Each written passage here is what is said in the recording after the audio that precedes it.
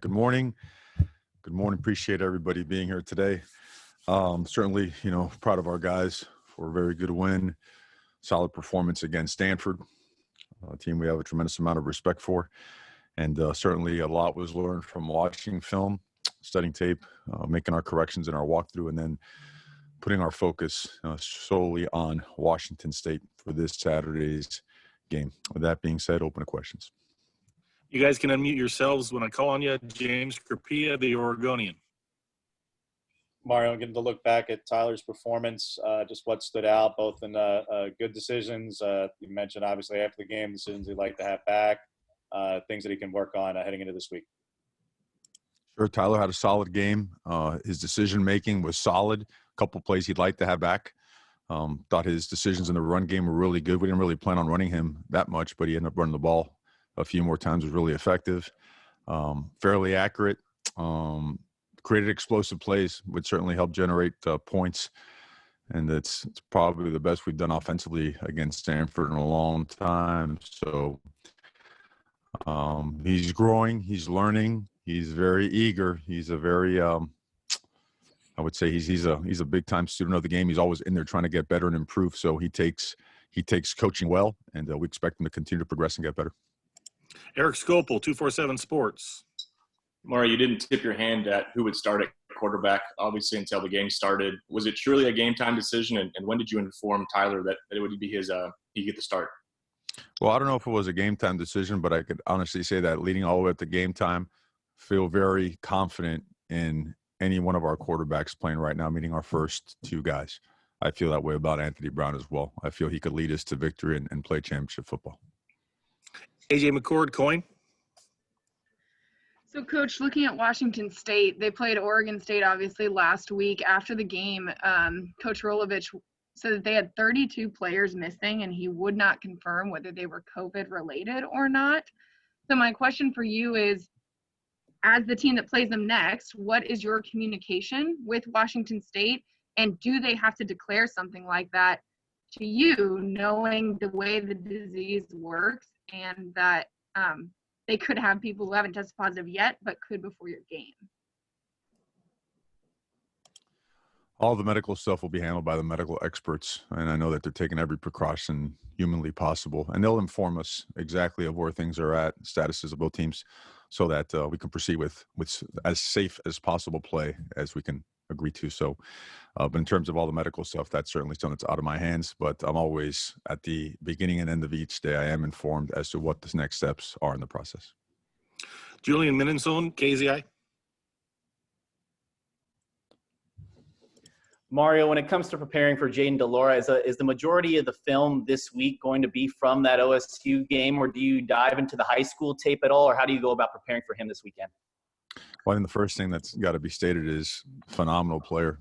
Does not look like a freshman at all. I mean, the big plays he generated, the plays that he kept alive, the way that he had complete command of the offense is impressive, extremely impressive. I think he's complemented by a very physical and a very talented offensive line. Certainly some Sunday players and that offensive line, they set the tone with the way they play the game. I know that just watching guys like Lucas, Ryan, Watson, those guys have been around for a little bit. Those guys are big-time players, and they play the game the way it's supposed to be played.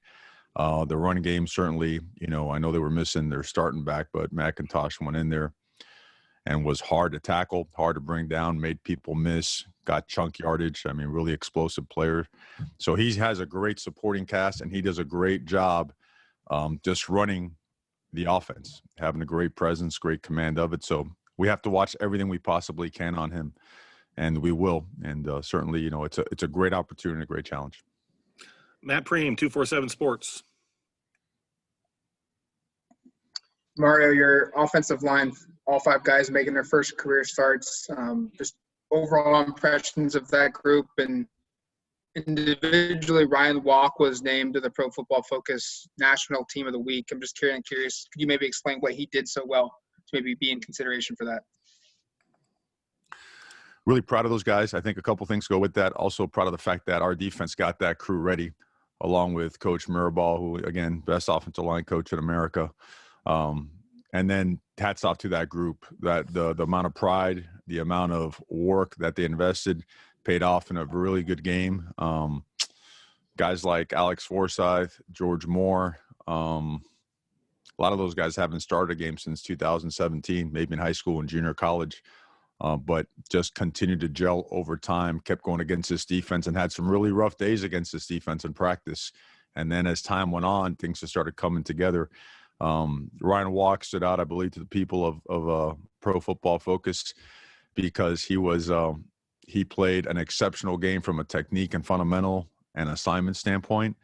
Rarely missed and was very disciplined with his hat position, hand placement, finishing blocks, keeping the pocket clean, and certainly making a dent at the line of scrimmage in the run game.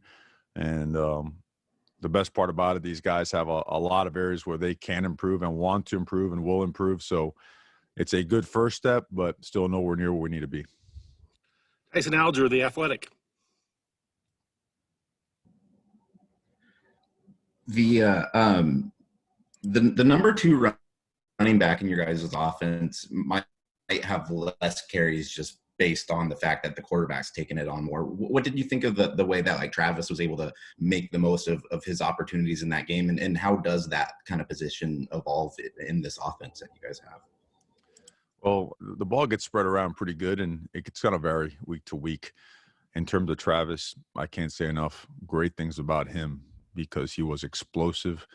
He brings a very different kind of energy to the sideline, to the locker room. I mean, watch it on film. Whenever a guy makes a play, he's, almost costs a penalty a couple times because he's sprinting down the field to go and celebrate and congratulate his teammates. He's that kind of a guy. And when he got in there, and you look at throughout the last 3 years, how many times Travis Dye has stepped up to make a big play, and showed out again. I'm most impressed with the way he protected in the passing game. And I know that everyone loves the runs and the spin move and all that stuff. Impressive. I love it. Love to get more of that out of him. But the way he stepped up in protection and did what he was supposed to on special teams. Ryan Thorburn, Register Guard. Mario, what challenges does your defense have in preparing for a run and shoot offense for Washington State? Well, they just attack you in every imaginable way. And when you think run and shoot, I think people a lot of times think it's primarily a passing offense. But if you count the RPOs that were run in their last game and the balls were actually handed off instead of thrown, and that's predicated upon the defense, right? You're throwing off of a certain defender. They were very balanced, just about 50-50. So they get downhill in the run game, they'll stretch you and then puncture the line of scrimmage. They're unbelievable at finding the soft spots. They're complemented by 4 receivers that, they are all explosive players. They all have great speed and they all have great body quickness. They all have great make you miss ability. So they find soft spots, and if those soft spots close off, they're very instinctive. They're very precise in moving to the next window and finding the next soft spot. And they're very much in tune with the quarterback. They're a very disciplined operation. They know their system very well. These guys look like they've been together running the system for a while. So they present all kinds of challenges, and they have great football players. They really do. Very impressed in watching them play their first game against Oregon State, a team who also has a very good football team. So Kevin Wade, 247 Sports. Hey, Coach, you were without several tight ends and then Pope on the deal. What's their status and availability this week? Yeah, more than likely they'll be unavailable for this week as well, and we'll go with what we can roll with. A.J. Jacobson, Rivals.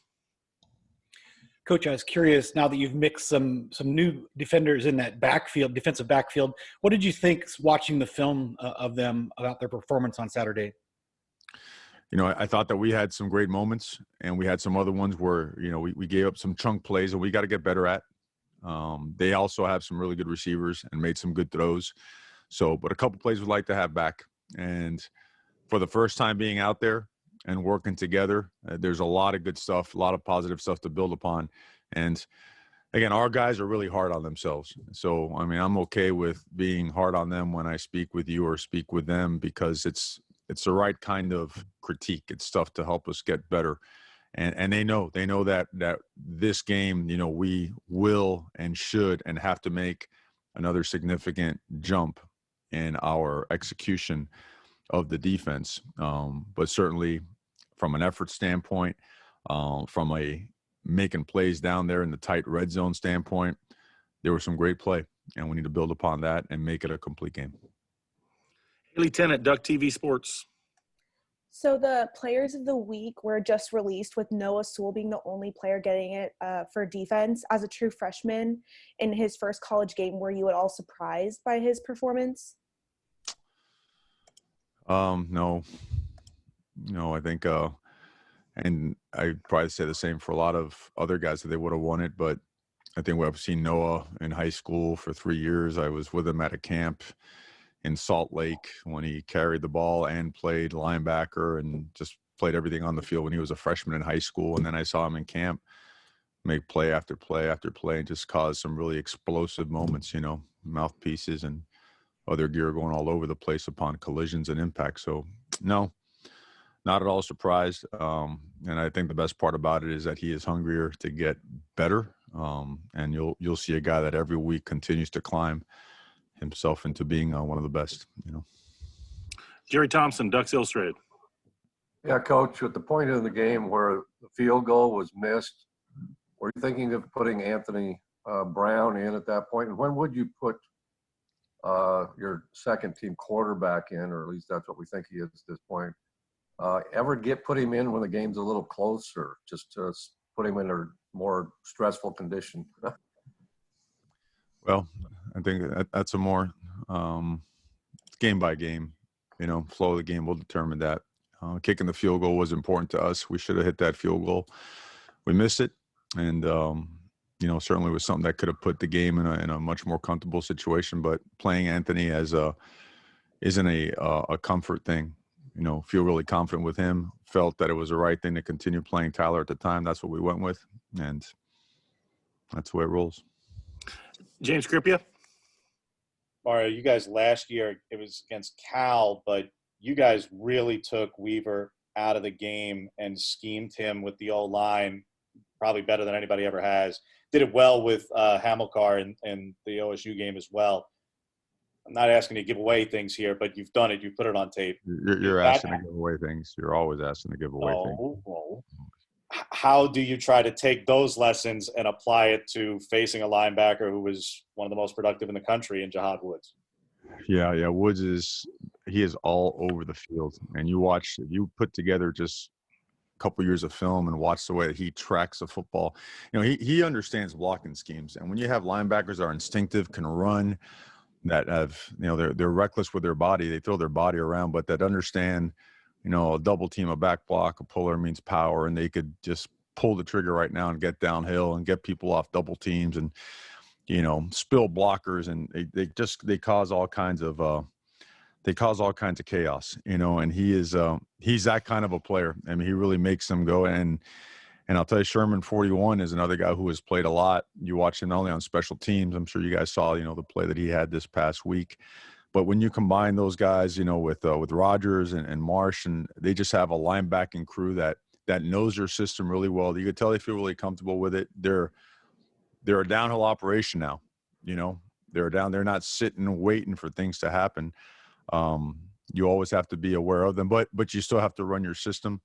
You just have to make sure that you understand what you're playing against. You have to understand your personnel so that you're more effective with your techniques and your fundamentals as opposed to scheme. Eric Scopel. Mario, you rotated through at least 6 offensive linemen. You kind of moved guys around throughout the game. What was that by design? Kind of what up behind that, and is that something you think you'll continue to do next weekend and throughout the season? I think so. Yeah, it was definitely by design. Coach Mirabal worked those guys at different spots throughout camp, and it paid off. Those guys are very versatile, and you try to figure out, okay, when we were most effective during the course of the game, what combination did what. It was too hard to find a common thread just because the play calling was different when they were in there in different spots. We'd like to get to 7 and 8 in terms of getting guys in there, and we feel like we're getting closer. We felt like 6 was the right number for this game. It's like having 6 starters right now. We need to get to 7 or 8. Preem. I feel like your linebackers fared in that game. Freshmen making calls, Drew Mathis making calls, and you had some guys like Adrian Jackson making his return. Just overall thoughts on that group? Yeah, overall productive. Certainly room for improvement. We want to be more physical. We want to be more physical. We want to do a better job against the run. And credit to Stanford, they did a nice job up front. Their offensive line now has a few starts of working together, and they looked it. They had some good play. And we had our moments too. We had some real good ones, and I know that one run popped on us late, but I think our defense has the kind of pride where it doesn't matter who's in the game, whether it be someone who rotated in or a guy that's been there from the get-go. We want to be more physical. We want to be better with our hands. We want to be better at block destruction. The linebackers had some really bright moments, really bright moments. Fit the run game fairly well for most of the evening. Have a couple other ones that you like to take back. Were effective in pressure as well, and got guys on the ground when they had an opportunity to. So, good starting point is the best way to say it. And lots to improve upon. Warren Williamson, Oregon Duck Football News. Mario, you mentioned early on that you want to see improvement. Warren, your mic again. We're going to move on to James, Oregonian. Mario, Andy unveiled the dime package, which has been in the works for a while.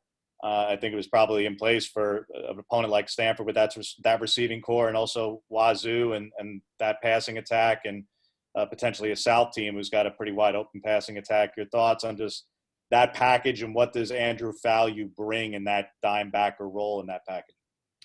Well, Andrew has done a phenomenal job of working his physique into a position where he could play on the edge and play some of the versatile spots inside on the dime package. We're trying to get more speed on the field, but at the same time, you watch how many teams just like Washington State, and I think they were 5th, 6th in the country in 4th down attempts, where when teams are playing 4-down mentality football, your dime package has to be able to play the run as well.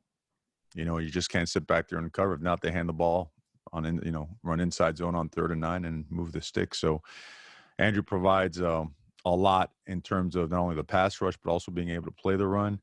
And then, the guys that had their turns, and some of the guys that are now getting healthy should really help beef up our depth on that dime package, which we feel was pretty effective on Saturday, and we expect to get better this week. We got time for a couple of more. Eric Scopel. You mentioned being down some of the tight ends. I think DJ and walk-on Cooper Schultz, only tight ends who played. We talked a lot about DJ's performance, but comfort level with Cooper and at what you've seen from him. Cooper is tough. Cooper is smart. Cooper is young. All right. His eyes were about yay big when he got in there, and he was up to the moment. It wasn't too big for him. Really proud of him. And it just goes to show you, you think about where DJ was, several months ago. He was actually on the other side of the ball, right? And the way things worked out, it's systematically the processes that are in place allow him with great effort, because the player always deserves all the credit.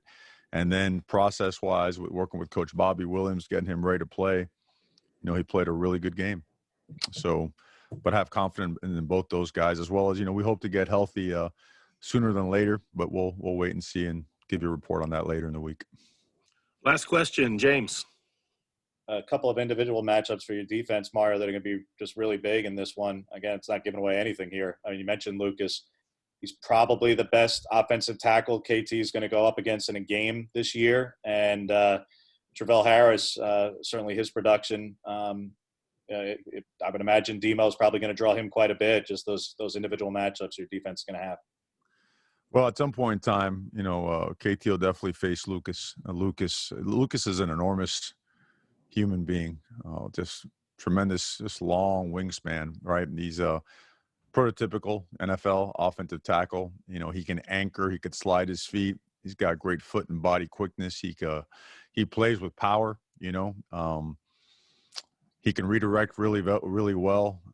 He'll hurt you in the run game, running and playing with power, and he could also get out there in the screen game and do a lot of things. So, very experienced player, very patient in his pass blocking, and he uses his hands really well. It's a great challenge both in the run and the pass game, not only for Kayvon, but for the rest of our defensive line. And then Travell's about as good as it comes. And, they've moved those guys around a little bit. Some guys that played strictly inside last year are playing outside this year. And the system, seems like it allows for that to be part of their package. But he's complemented by 3 to 4 other wide receivers that are very similar in terms of explosiveness, in terms of just flat out, ball skills, the ability to adjust to making the contested catch, to get open, just very seasoned, experienced route runners. I mean, they know where to get to, how to get there, and when they get there, what to do when the ball comes their way. So this is as good as an offense as we've seen on tape in the last couple of years. Thank you, Coach. Appreciate your time. Okay. Thank you, guys. You guys have a good one and be safe.